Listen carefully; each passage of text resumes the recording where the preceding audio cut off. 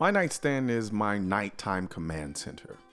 Everything that's important to me when I'm in my bed lives either on or in my nightstand, or next to it. My rifle of choice for my bedside nightstand gun is my Daniel Defense DDM4 300 SBR. In case the name didn't give it away, it's chambered in 300 blackout. I did a first mag video on this rifle some time ago, but I've since made some changes to it.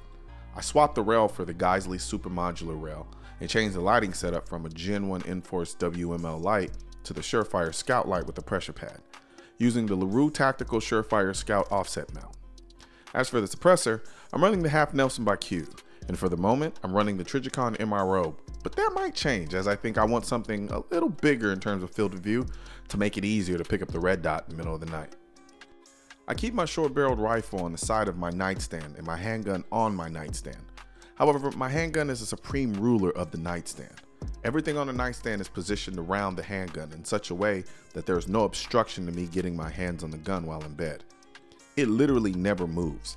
It just lays there, looking pretty, like a lot of hot women who think all they need to bring to the bedroom is their hotness. But I digress. My nightstand handgun of choice is my HK45 Tactical. It's fitted with an Osprey 45K suppressor and Surefire X400 light. I keep one in the chamber with the safety off, hammer down. Yes, I know what you're thinking. I'll have a heavy and long first trigger pull, and I'm okay with this. My philosophy of execution with my handgun is to be able to quickly grab my gun and quickly fire it if I happen to wake up with someone already in my room or they're just outside of my door. Anything else, and you give me the time, I'm going for the rifle. I'm kind of sorta an audiophile, but sometimes simplicity and minimalism take precedent, which is why I have a Sonos One speaker on each nightstand. I run Sonos speakers throughout my house as my everyday listen speakers. I love how clean and unintrusive they are, and if I'm honest, the sound is actually pretty damn good. It's not audiophile level good, but I'll take the slight loss in sound quality for the benefit of a clean and simple setup. If you want to know all of my secrets and inappropriate phone calls and pillow talk conversations, simply ask Google for all of the recordings they have been able to pull from my Google Home Hub. I'm positive my Google Hub is listening to everything that's going on in my house, but man, I love it. The Google Hub is small, so it doesn't take up too much space on my nightstand. If I was really worried about it listening to my conversations, I could simply turn the mic off. Granted, I never do this.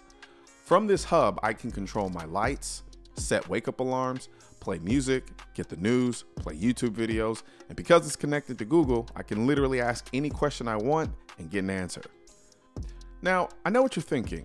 You see this little hole here and think, that's a camera. And I'm clearly recording all of my nighttime gymnastic activities. But that's not a camera. The Google Hub doesn't have a camera on it, so never fear.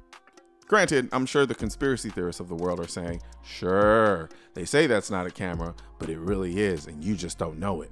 If that's the case, do me a favor and search Colion Noir on Pornhub and let me know what you find.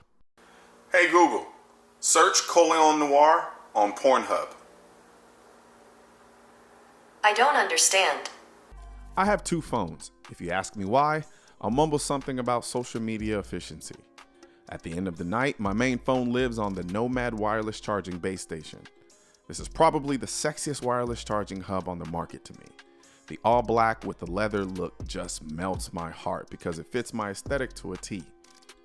Technically, you're able to charge two phones on this pad at the same time, but you have to be super precise about how you lay each phone, which kind of defeats the whole ease of wireless charging purpose.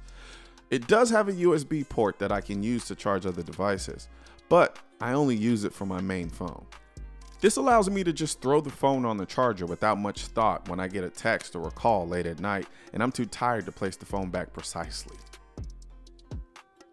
My second charging hub is the Belkin Boost Up wireless charging dock, which is used for my second iPhone, Apple Watch, and AirPods. I know a lot of people hate the Apple Watch, but I love mine. However, I hate the charging puck that comes with the Apple Watch, so having it integrated into my charging station is a win in my book. As I said before, I love music, so it should surprise no one that I always have my AirPods with me. So it's a must that they're always charged and ready to go. That's where the USB port on the back of the Belkin comes in. On top of the right corner of my nightstand, I keep a Surefire P3X Fury light. This light is my go-to light if I wake up in the middle of the night and there's no power, and it's completely dark. The P3X Fury has a low and a high output setting. The low output is 15 lumens, and the high output is 1,000 lumens. So if a situation arises and I need to see, but I don't need a gun, I'll grab the Fury. I'll admit, it's extremely hard for me to disconnect. So much so, I have a dedicated nightstand MacBook. This MacBook goes to only two places, my bed or my nightstand. There are many mornings where I wake up and just start working on a computer in my bed, and the MacBook is perfect for this. I also have a habit of falling asleep to South Park. Yes, I could just use my TV, but the light from the TV is too bright and will just keep me up at night. I'm sure by now some of you have noticed the candle that's on my nightstand. Well, see, here's the thing. I'm really big on smell, so I keep this Mullen & Goats tobacco-scented candle on my nightstand. I don't really light it all that often, as the scent the candle throws off when it's not lit is enough for me. But shit, when I do light it, man, this thing smells amazing. And then, not to mention, these are one of the few candles that don't make my head hurt when they're lit. And last but not least, I always keep one of my Pew Pew Life tumblers or bottles by my bed filled with ice water, just in case I get a little thirsty in the middle of the night. Over the years, my nightstand setup has changed, but I think I got it exactly the way I want it now. There may be some slight changes in the near future, but nothing major. It's exactly the way I like it, minimally busy and efficient. You know, we talk a lot about empowerment in this country, except for when it comes to the Second Amendment. And I can't think of anything more empowering than having the most effective tool to protect you and your family. Help me spread this message by liking and sharing this video with everyone that you know. And don't forget to leave a comment, subscribe to the channel, and click the notification bell. And remember, when the Second Amendment said militia, it wasn't talking about the government. It was talking about you. And if you want to know where to find all of the I'm the Militia shirt and merchandise, click the I'm the Militia link in the description section of this video.